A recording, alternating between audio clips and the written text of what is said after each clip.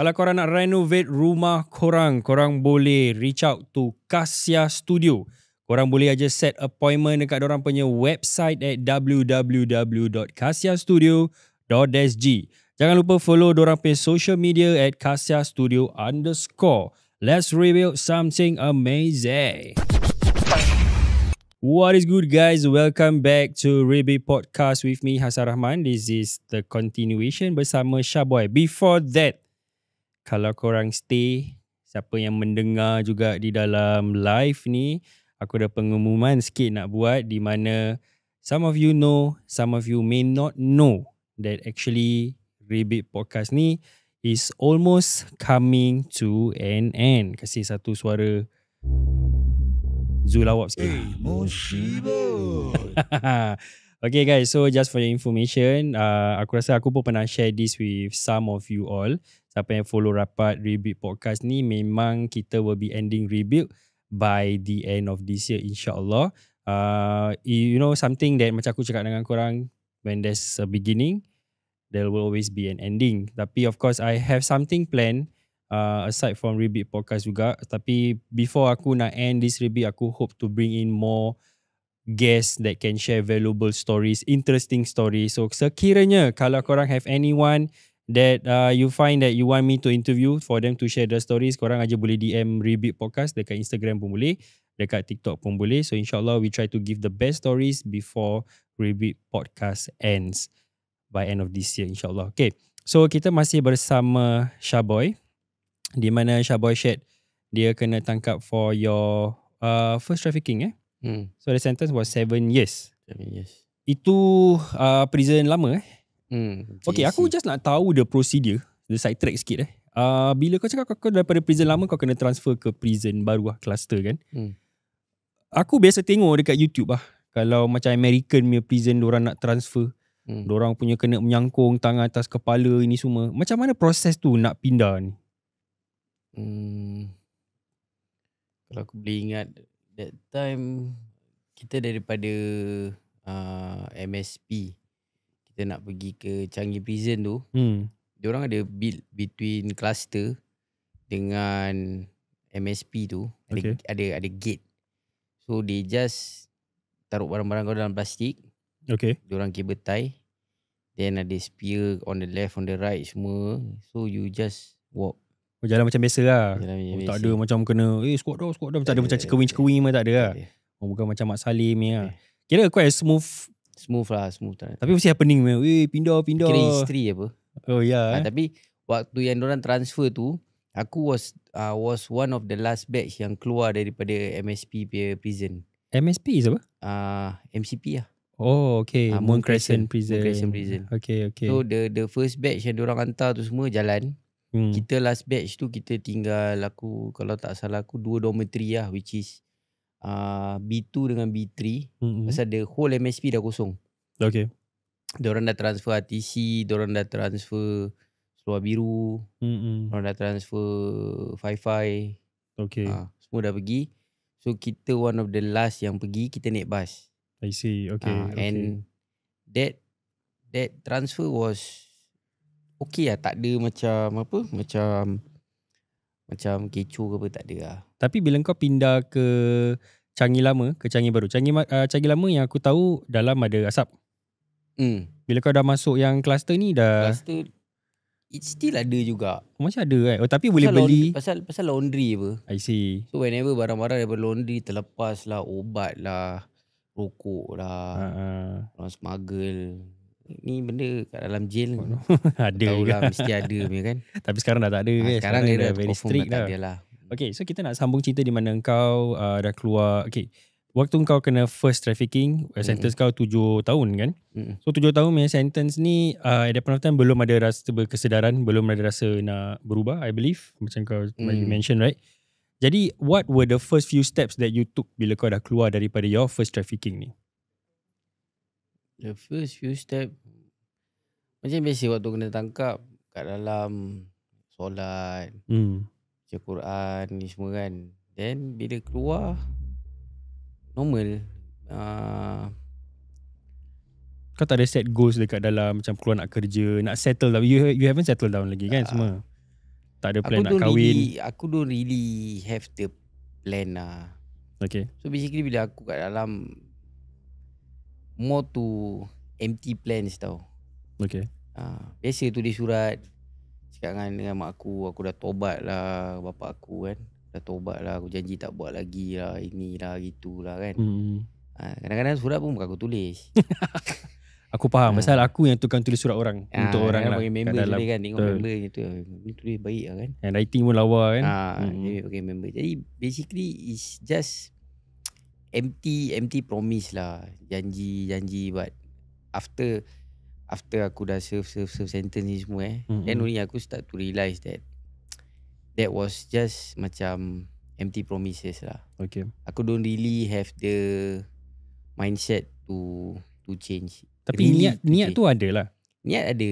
Okay. But not really macam betul-betul fikir okay. Tak ada sungguh-sungguh macam okay. Faham. So bila kau dah keluar tu tak kerja, tak apa? Aku basically aku tak kerja. Aku just tolong bapak aku berniaga apa. Okay. Bapak aku ada kedai apa kan. Tolong berniaga. Then start balik normal yang benda yang aku biasa bikin lah, macam club. Okay. Then start minum. Your circle of friends are still the same one ke atau it's a different circle of friends? I get to know some daripada dalam prison. Okay. Some circle lama kan. Then from there aku pergi circle pun banyak trafficker. Okay. So dia punya thrill tu ada kat sana. Okay. Tapi di sekarang kau tahu second time trafficking ni the sentence will not be the same. Yeah. But you are willing to take that risk. That time aku tak fikir pasal sentence ke apa lah. Aku just fikir macam alah kena duduk lah, nak bikin apa. Faham. Okay. Aku don't really macam fikir macam jauh ni, kena ni nak jalan jauh, kantung ke apa ke ni semua memang aku tak fikir lah. Okay. Aku just fikir macam just do lah. Okay. Boleh tak kau share macam mana kau boleh start balik trafficking lepas kau dah keluar sentence yang 7 tahun ni? Okay. Bila aku keluar trafficking tu, aku dapat approval for aku punya passport. Okay. Okay. So basically aku still eligible to enter Malaysia and Singapore. Okay. While on urine test, while on keluar for that first trafficking. Okay. So while aku in and out Johor, Singapore gini, aku rasa a few months lah. Aku jumpa members lah kan. So members pun berbual gini, cakap dengan aku ada lubang untuk supply kat Singapore, ecstasy apa semua kan. Tapi kalau boleh dapat harga bagus apa semua. So that time aku jumpa members yang aku kenal kat Johor kan. Okay. Ada some aku kenal, aku jumpa.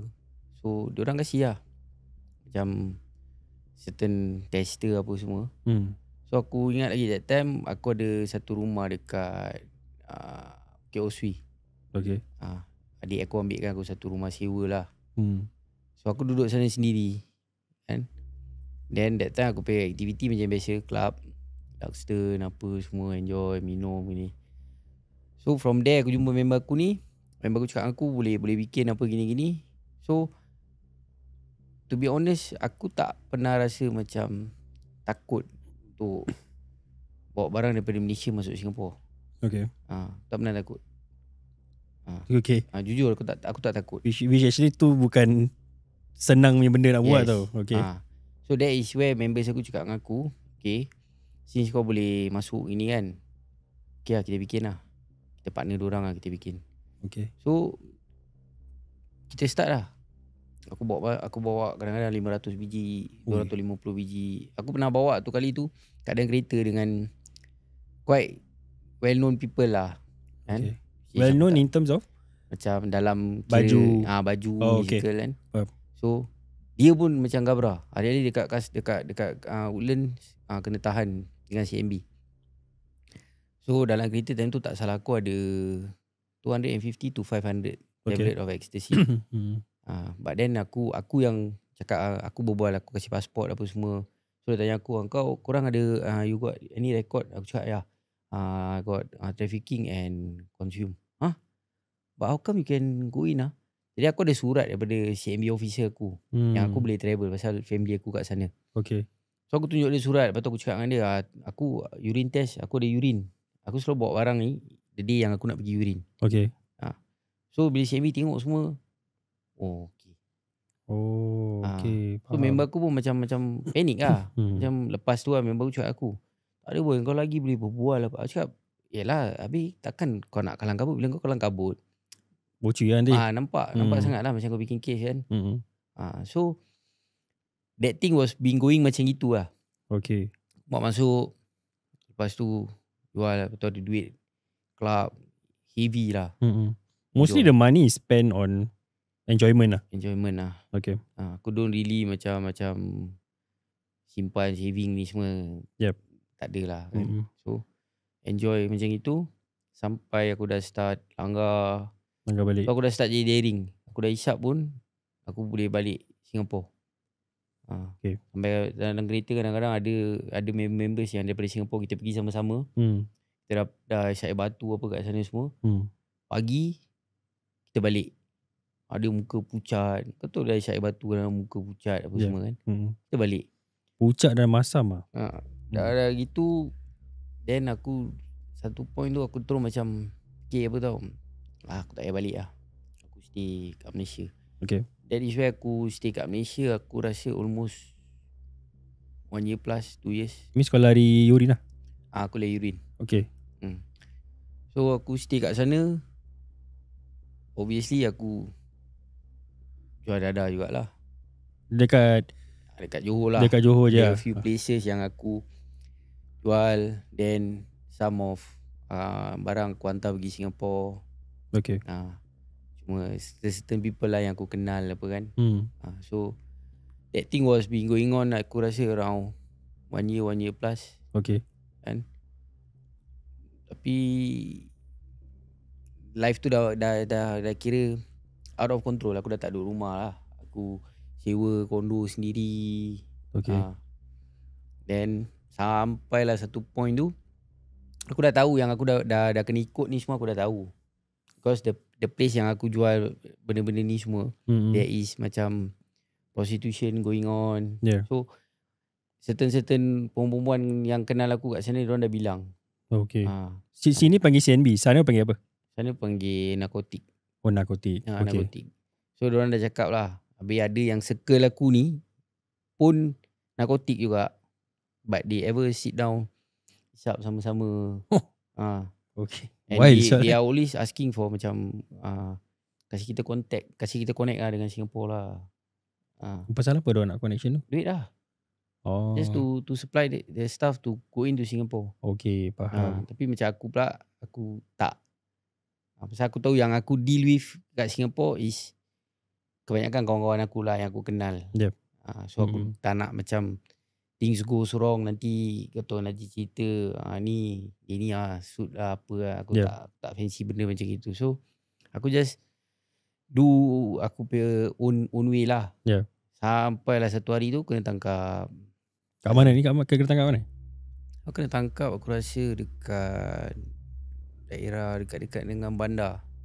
Okay. That was, kalau tak salah aku, was Saturday night. Macam mana boleh kena tangkap tu? Okay, diorang dah ikut aku dah quite some time. Okay. So that night bila aku daripada Hyatt Hotel ke Pan Pacific Hotel ni, aku ada satu cook kat sana yang selalu ambil air sejuk dengan aku lah. Apa? Chef lah maksud kau? Dia chef. Dia kira one of the kitchen yang kerja dalam kitchen. Okay. So aku selalu hantar dia barang kat sana. So aku bila pergi sana aku akan pergi dekat staff car park. Okay. So aku dekat staff car park ni aku pernah perasan ada orang ambil gambar. Okay. Tapi bila aku tak pergilah, aku macam perasan. Tapi bila dia keluar, aku cakap dengan dia, nama dia Zam. Aku cakap dengan dia lah. Cakap aku macam perasan ada orang ambil gambar aku lah. Cakap aku tak ada lah boy, ini semua staff Syul. Okay. Cakap ya. Cakap dia agaknya kau tak tidur ni. Dah trip lah. Jadi aku pun macam okay lah, biarkan lah. So sampai the day yang Isyam hari aku nak kena tangkap tu, aku jumpa dia. Lepas aku kasih pada dia, aku keluar daripada tu car park. Pada aku time tu aku ada dalam 180 86 tablet of ecstasy. Which Okay. is aku nak kena pass one of aku punya Singaporean friends lah. Okay. Yang dah ada dekat Johor, yang nak jumpa lah. Hmm. So on the way nak pergi tu, aku was blocked by 2 car. Okay. Okay, civilian. Then diorang dah block satu kat tepi, satu kat depan. So diorang panggil aku berhenti. So aku was thinking macam, ni apa cerita so ni, robbery ke apa kan. Aku tak stop lah, tapi aku jalan slow. So diorang start kasi keluar tembak. Diorang cakap dengan aku, kalau kau tak berhenti aku tembak kau. Uish, YOLO. Keluarkan pistol. Then aku dah macam, aku tengok, aku macam panik. Terus aku stop. Kau fikir is a gangster lah? Aku fikir macam robbery. Tapi aku stop. Bila aku stop tu, taruh diorang rally keluar, buka pintu, tarik aku keluar kan. Terus pin aku dekat road. Okay. Terus cakap dengan aku, diorang daripada IPK. Okay. Ibu pejabat kontijen Johor. Okay. So diorang cakap dengan aku yang kau kira tokan lah, jual dada gini-gini. Dan aku deny, aku cakap tak. Aku tak jual dada, aku Singapore apa. That time aku ada IC Malaysia. Okay. Aku cakap aku Malaysian apa semua. So tu polis tu cakap aku, cakap kau tak payah kencing kat sini. Kita tahu kau wanted. Kita tahu kau jual dada. Oh, pasal kau tengah lari urine that time kan. Okay. So selalu aku keluar aku pakai sweater. So diorang even tarik tangan aku. Diorang cakap aku, kau pakai tangan mana pesat ada cap pun kita tahu. Okay. So that time aku dah fikir tau. Aku dah cakap, okay lah, ni dah memang tak boleh lari lah. Lepas tu diorang bongkar kereta, diorang jumpa weapon, diorang jumpa Ermin 5, diorang jumpa ganja, diorang jumpa air batu dengan ecstasy. Macam relevant juga lah tu kira. Banyak benda lah. Okay. Then diorang cakap dengan aku, okay, kau nak settle tak ni benda? Aku cakap nak lah. Dia cakap, okay, kau nak settle kan? That time dia cakap aku, bila kau nak settle, okay, kereta kau tak payah fikir. Kereta kau confirm sita. Sita tu apa? Kira macam confiscate lah. Okay. So aku tak ada fikir pasal kereta apa, aku tak fikir lah. Aku berotak fikir, aku nak lepas lah. Yeah. Kan?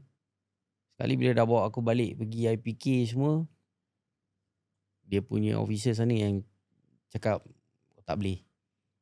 Ni tak boleh. Ni benda ni case tak boleh settle. Lagi dia ni Singaporean. Pasal ni case ada keluar surat khabar. Tapi bukan headline.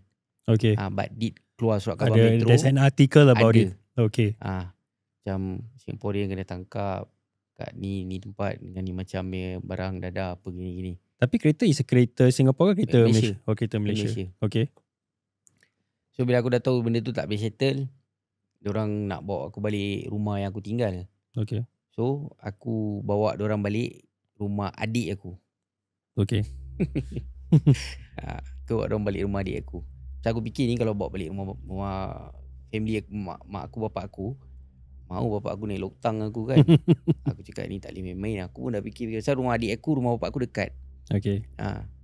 So diorang tak tahu exact mana aku tinggal permanently, diorang tak tahu. Okay. But the reason they want to bring you back is to check ada barang-barang lagi lah. So aku pun fikir-fikir mana aku nak bawa Sekali aku terfikir rumah adik aku lah, yang lelaki, which is nombor 3 lah. So that time aku memang selalu lepak rumah dia kan. Sekali pergi rumah adik aku.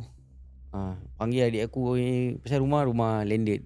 Okay. So orang panggil dah pukul, aku rasa pukul 3-4 pagi juga. Orang panggil adik aku tak bangun. Orang panjat masuk. Panjat ketuk. So adik ipar aku dengan adik aku bangun lah, buka pintu. Kalau adik aku tengok aku, adik aku macam terperanjat lah. Tengok aku terus giling kepala. Aku cakap dia dah habis, kena tangkap. So diorang masuk dan tanya aku, kau tidur mana? Mana bilik kau? So aku just, adik aku pun tak cakap diorang pandai, but diorang tahu aku. Diorang tahu abang aku ni diorang tahu macam nak cover-cover juga So adik aku pun tak cakap banyak lah. Adik ipar aku senyap, adik ipar aku diam. Aku cakap bilik aku kat belakang, which is tu bukan bilik aku lah, bilik anak saudara aku. So bila diorang masuk sana, diorang tengok katil macam kereta racing punya katil tu. Kan? Dah kecil ni. Kepala butung kau nak tipu aku ni. Aku cakap dia, betul lah ni aku tidur sini. Kau cakap kau tak percaya, kau tanya adik aku. So adik aku pun cakap abang saya duduk sini. So orang bongkar apa semua, gedebak-gedebuk semua ni, tak ada barang. Kau cakap aku, tak ada, kau nak kena bawa kita pergi tempat yang kau tinggal. Aku cakap dia, betul aku tinggal sini. So dah cakap bawa balik IPK Johor. aku was remanded at Balai Polis Central Okay. for 2 weeks. So while aku dekat sana, aku rasa the third day arwah bapak aku, mak aku dengan adik aku datang. Okay. Jumpa yang bawa aku keluar ni is aku PIO lah. Okay. Inspector lah. Dia bawa aku pergi office dia. So bila aku masuk office dia, aku ternampak bapak aku. Aku nampak bapak aku dah kecut perut dah. Aku dah tahu ni ada chance aku kena bantai. Saya dulu aku kena tangkap kat Singapore. Kat Jurong Base Station. Dalam Jurong Base Station Isya bapak aku rimbat aku Syul. Depan officer. Depan officer sampai officer stop. Officer cakap kau jangan pukul. Dia terus cakap dengan officer. Cakap kau jangan masuk campur ni anak aku. Aku tahu apa kau bikin. Dia cakap aku tahu ni anak kau tapi ni police station.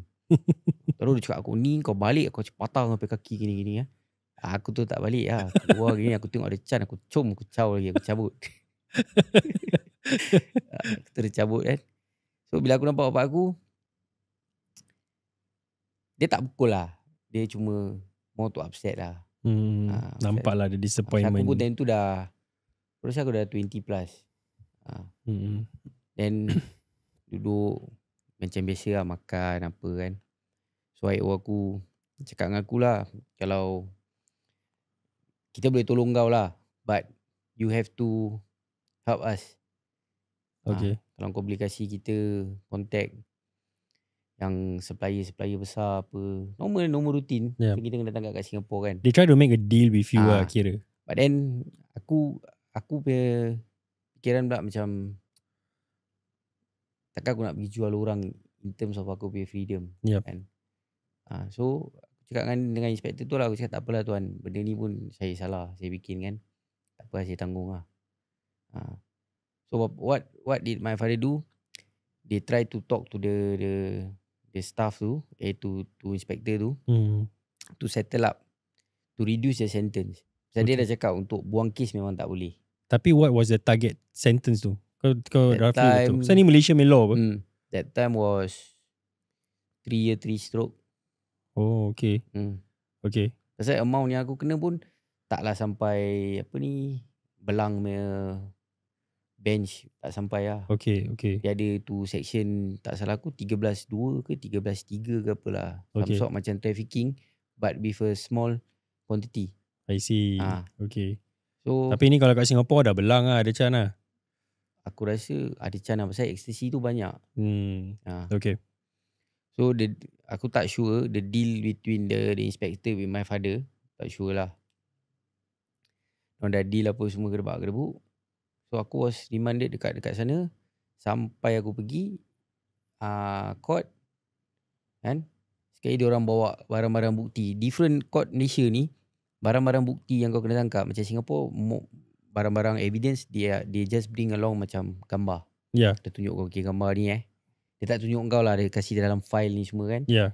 But the different kat Malaysia, diorang akan bawa barang bukti. Kalau cakap kau kena tangkap sebelah ada pokok ni, dia akan bawa ni pokok datang court. Depan judge juga dia letak. Dia akan taruh ni barang bukti dia. So when they bring the evidence keluarkan, ni kau punya ecstasy. So aku tengok that amount was lesser. Pasal benda tu semua dah pecah tau. Dah hancur. Okay. Pasal diorang hantar pergi jabatan kimia ke apa lah macam itulah. So bila aku tengok DBP tu datang kat aku, cakap aku, ni Muhammad Shah, ni barang bukti awak yang awak kena tangkap ni. So bila aku tengok, aku try to explain to them. Aku cakap macam ni barang ni macam bukan barang aku. Macam sikit lah. Then IO aku signal aku. Cakap aku suruh angguk je. Okay. So aku tengok, aku terus cakap barang saya. Okay. So that ganja, all the things that aku being caught was reduced. Okay. To reduce to consume and possession instead of the section macam niaga with a small quantity. So aku agree lah. Cakap ni barang bukti saya. So aku was sent to remand. Okay. So that is the first experience aku to enter other country prison. Malaysia man. Totally lain.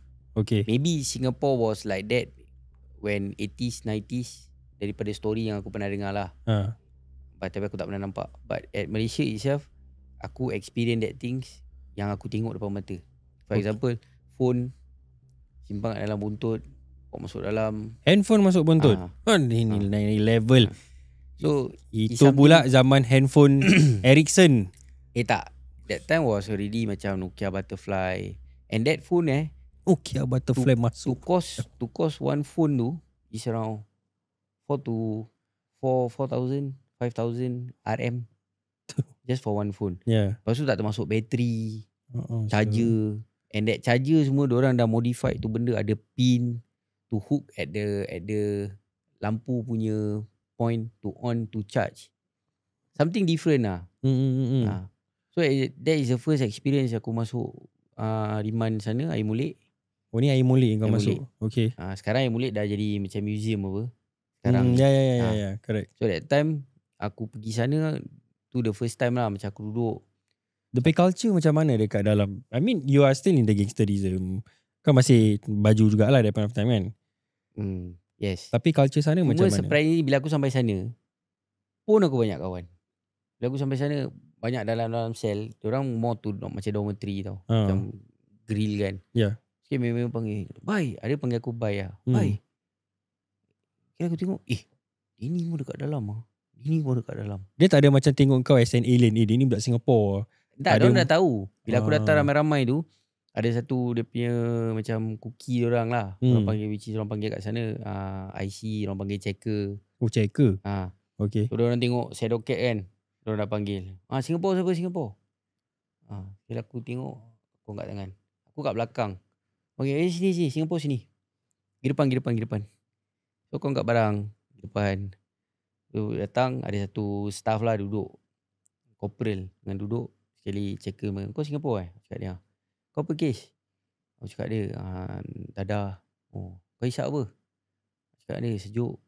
Panas hisap? Cakap tak.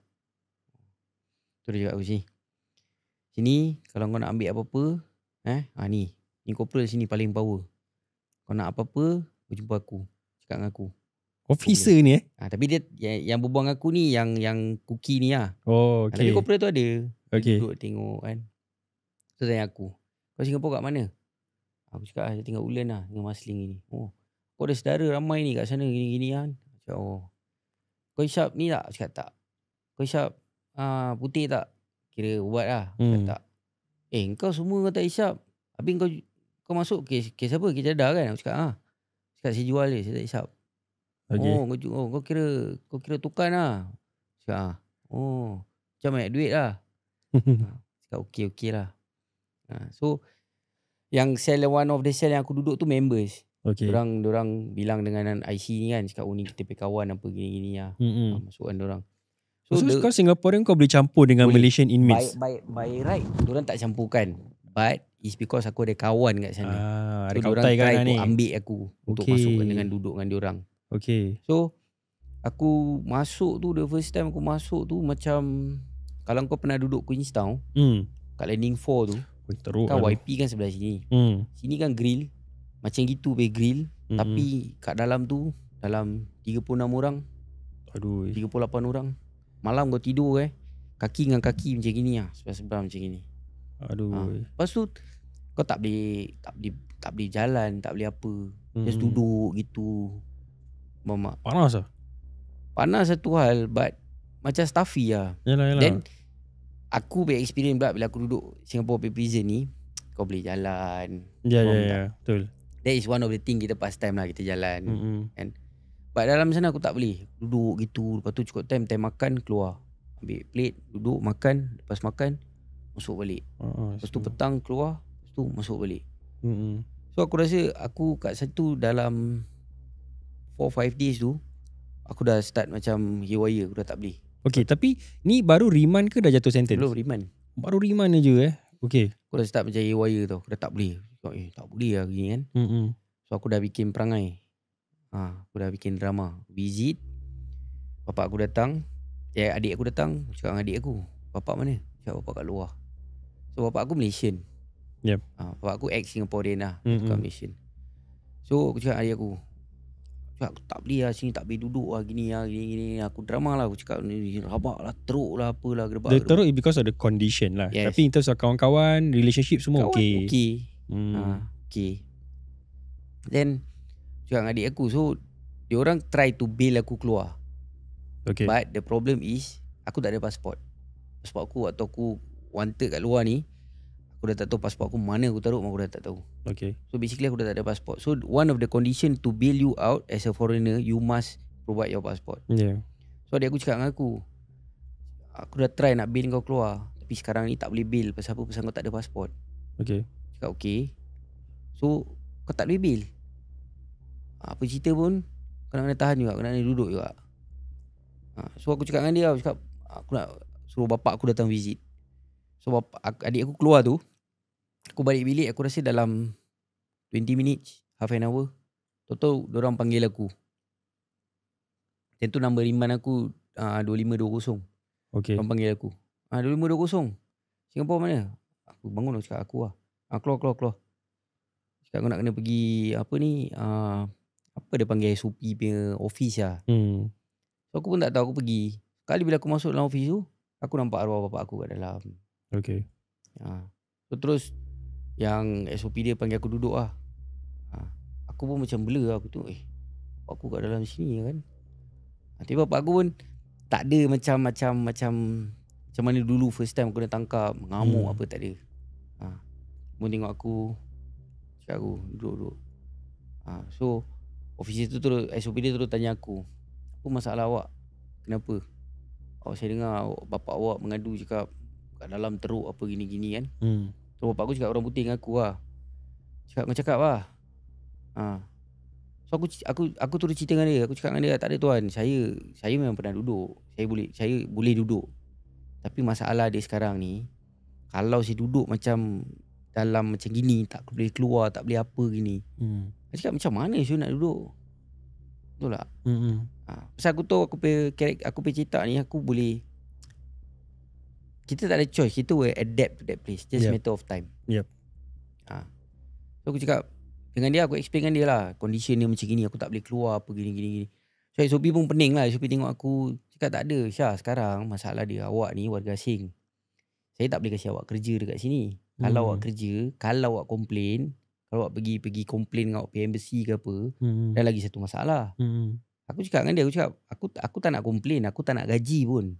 Aku cuma nak keluar supaya aku boleh bergerak, boleh jalan. Tapi sana ada outdoor yard semua ada? Tak ada. Oh, tak ada Dia outdoor yard? kadang-kadang 2 minggu sekali ikut suka lah. Pasal lah kau pemeroyan juga Jadi aku cakap dengan dia lah, aku nak just to let aku keluar.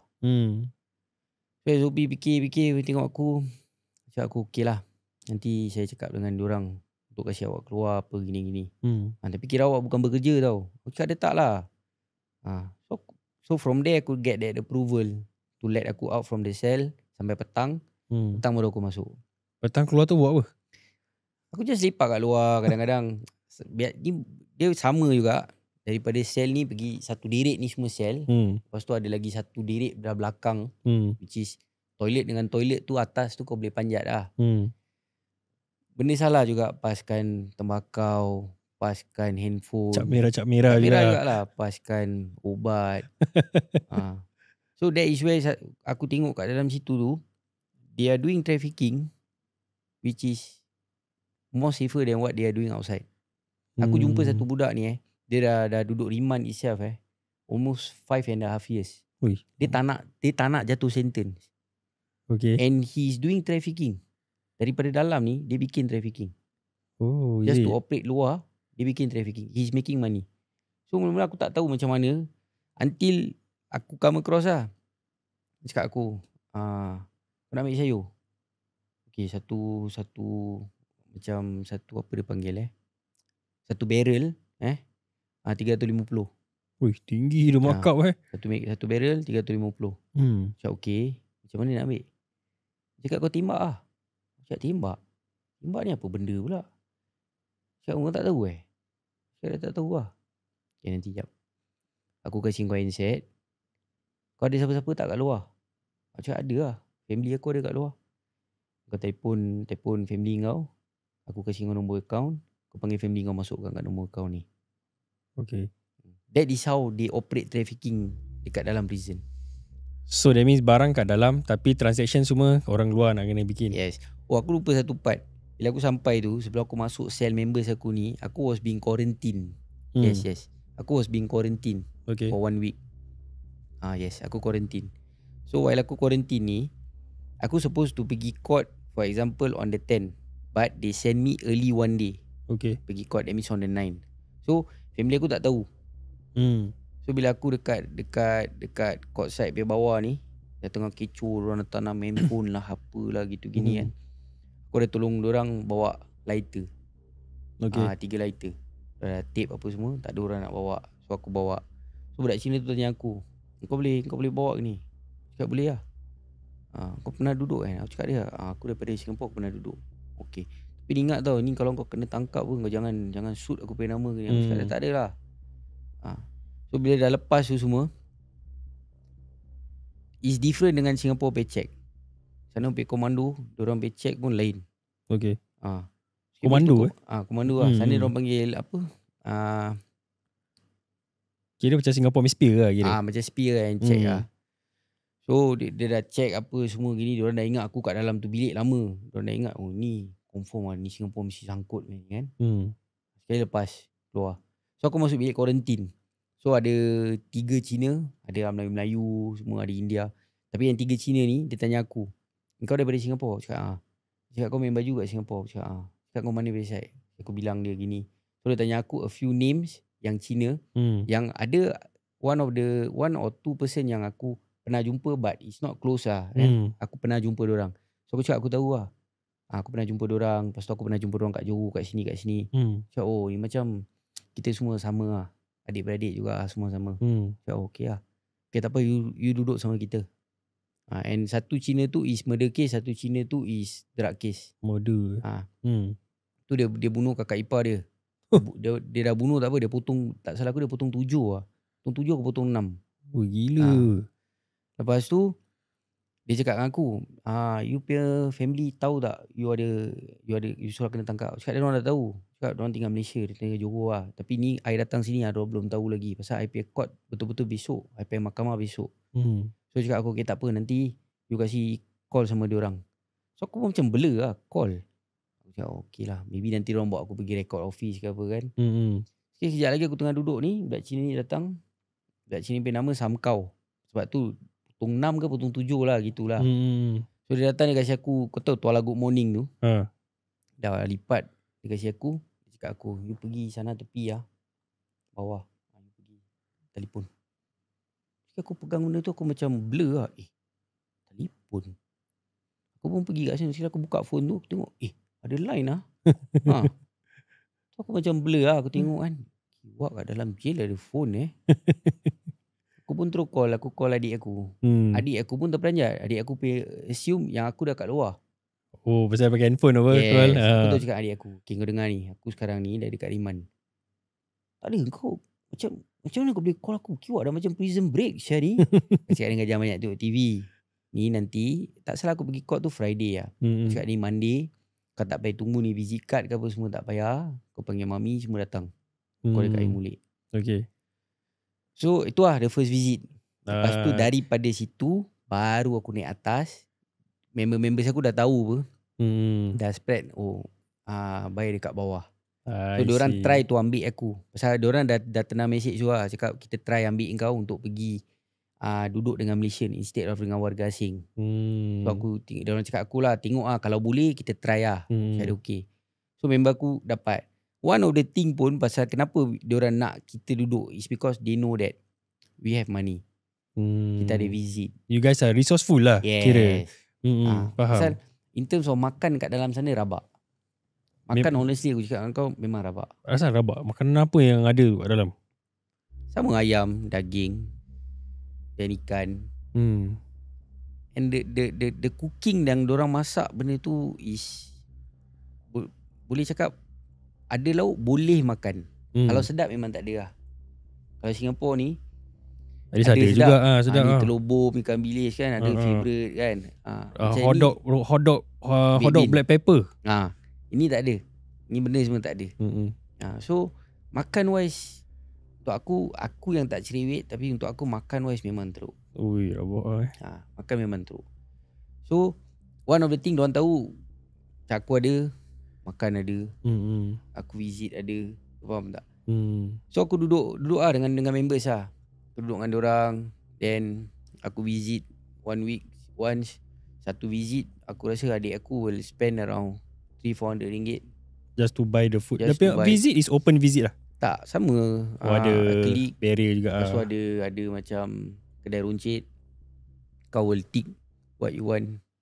Lepas tu nanti dia panggil family kau pergi bayar. Lepas tu dia kasi kau satu bakul lah barang-barang kau. Maggi lah, biskut lah, roti lah. Pening juga gitu kan. Tapi with that, what was the sentence yang kau dapat tu?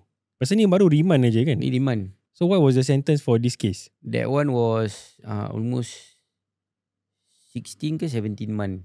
Oh, but actually dia boleh kena about 3 tahun lah. Yes, tapi pasal barang-barang bukti tu dia turunkan. So instead of trafficking, aku serve possession, consume dengan overstay. Overstay pun kena. So 18 bulan. Tapi 18 bulan will still be dekat air molek tu juga? Tak. Ini kena transfer? Transfer lah. That is why aku transfer, aku pergi Keluang. Keluang punya jail pula? Dia punya state prison lah. Pasal Johor, tak salah aku, dia ada 2 state prison lah. Keluang dengan Simpang Renggama. Okay, so ni kau pergi Keluang? Aku pergi Keluang. Okay, ni aku rasa kita nak kena pergi ke episod 3. Pasal untuk ni kita kena take a short break. Dia memang macam gitu guys. Macam biasa kalau cerita dia interesting kan.